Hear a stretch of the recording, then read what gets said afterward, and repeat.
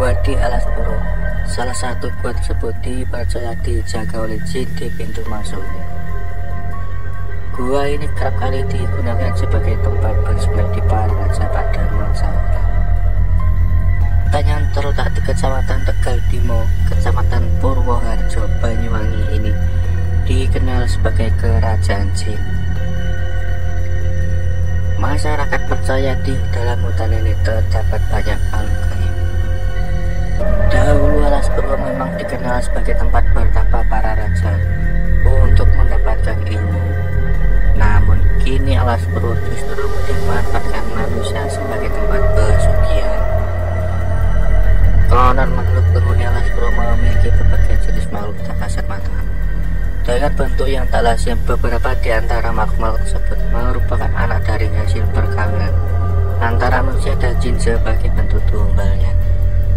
Meski terkenal angker dan membahayakan nyawa, banyak orang yang rela datang ke Alas Purwo dengan niat masing-masing. Kebanyakan dari mereka bermaksud untuk meminta kekayaan atau kenaikan pangkat. Yang rela bersemedi hingga berhari-hari demi mendapatkan wangsit untuk mencari sebuah keris. Sangka Sumelang Gandri, peninggalan kerajaan Majapahit. Namun sampai saat ini tak ada yang tahu keberadaan keris tersebut. Kisah mistis mereka yang masuk ke Alas Purwo tak akan bisa keluar lagi. Hutan yang terletak di Kecamatan Tegal Dimo dan Kecamatan Purworejo, Banyuwangi ini dikenal sebagai kerajaan jin yang di dalamnya terdapat banyak makhluk gaib. Mereka yang bisa melihat makhluk tak kasat mata pasti akan menyaksikan sendiri kalau Alas Purwo sangat padat dan ramai sekali. Karena alasan itu pula, manusia yang mencoba masuk ke dalam Alas Purwo tak akan bisa keluar lagi. Mereka akan tersesat di dalam hutan yang pepohonannya sangat rapat. Ada pula yang mengatakan bahwa penghuni di dalamnya tak akan membiarkan manusia bisa bebas setelah melihat rumah mereka. Kalaupun kita berhasil keluar dari Alas Purwo, konon seumur hidup kita akan selalu ditimpa kesialan, tempat pesugihan bagi mereka yang kerap kali memilih jalan pintas. Dulu Alas Purwo memang dikenal sebagai tempat bertapa para raja untuk mendapatkan ilmu. Namun kini Alas Purwo telah dimanfaatkan manusia sebagai tempat pesugihan bagi mereka yang kerap kali memilih jalan pintas. Tak heran jika di dalam Alas Purwo kamu akan menemukan berbagai jenis makhluk tak kasat mata dengan bentuk yang tak lazim. Sebab konon beberapa dari antaranya ada yang merupakan anak dari perkawinan antara manusia dan jin sebagai bentuk tumbal mereka.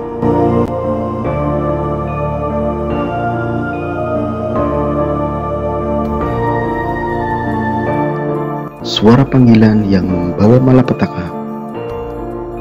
Jika suatu kali kamu berkesempatan mengunjungi Alas Purwo, ada satu kisah yang terus diceritakan secara turun-temurun di sana, yakni soal suara panggilan.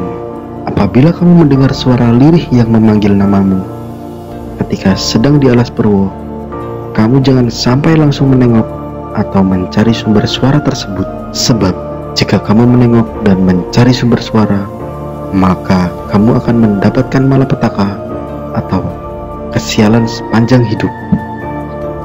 Bahkan yang lebih parah, kamu akan dibawa oleh makhluk gaib tersebut. Belantara Alas Purwo di Kabupaten Banyuwangi, Jawa Timur, diketahui memiliki banyak cerita misteri. Puluhan ribu orang mengunjungi hutan ini tiap tahunnya, baik tujuan wisata ataupun kepentingan lain-lain. Mulai dari orang biasa hingga setingkat pejabat kelas atas. Dari sederet kemistisan, ada satu sosok wanita yang sudah tenar menghuni Alas Purwo. Dialah Gayatri. Sosok mistis yang berwujud wanita berparas elok dengan penampilan manusia berusia separuh abad. Dari cerita yang beredar, Gayatri memiliki penampilan sopan mengenakan kebaya kuno khas adat Jawa dengan motif garis berwarna tinta. Dengan warna senada, ada selendang di bahu kanannya.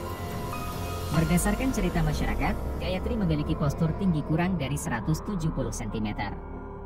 Wanita mistis ini terlihat anggun dan cantik meskipun tanpa riasan wajah.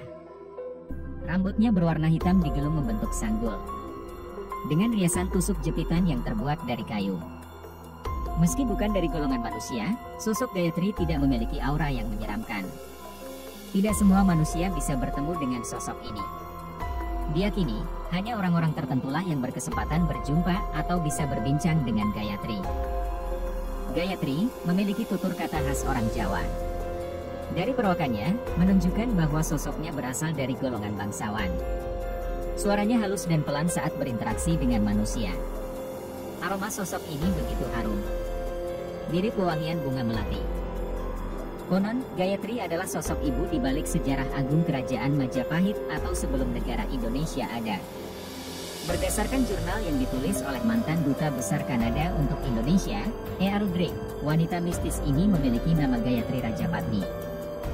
Sejumlah ulasan di internet menyebutkan bahwa Gayatri adalah putri bungsu Sri Maharaja Kertanegara, Raja Singasari.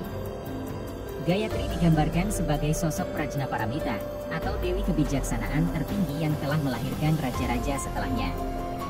Gayatri adalah istri dari Raden Wijaya, Raja pertama Majapahit.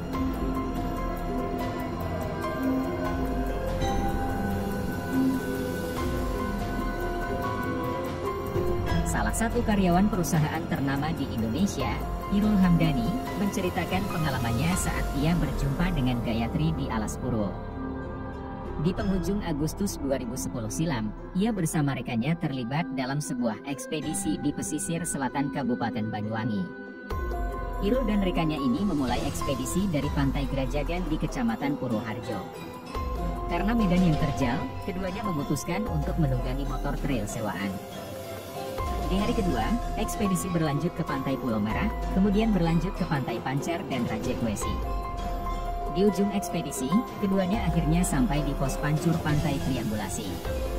Lokasi ini masuk ke dalam wilayah Taman Nasional Alas Purwo.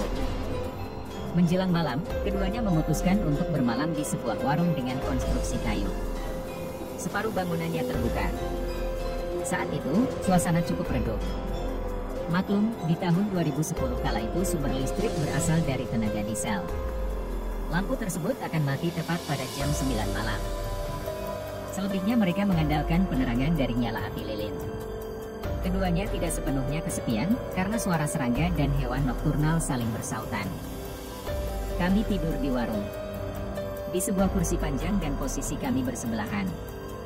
Cuman disekat meja panjang, kata Irul. Meski memaksa memejamkan mata, namun rupanya itu sulit dilakukan. Suasana saat itu membuat Irul harus terjaga sepanjang malam. Tak berselang lama, hal tak masuk akal pun terjadi. Kabut tipis perlahan mulai menyelimuti, disusul hawa dingin yang lumayan menusuk. Karena kabut ini pandangan mereka pun terbatas. Samar-samar mulai tercium aroma mirip wangi bunga melati.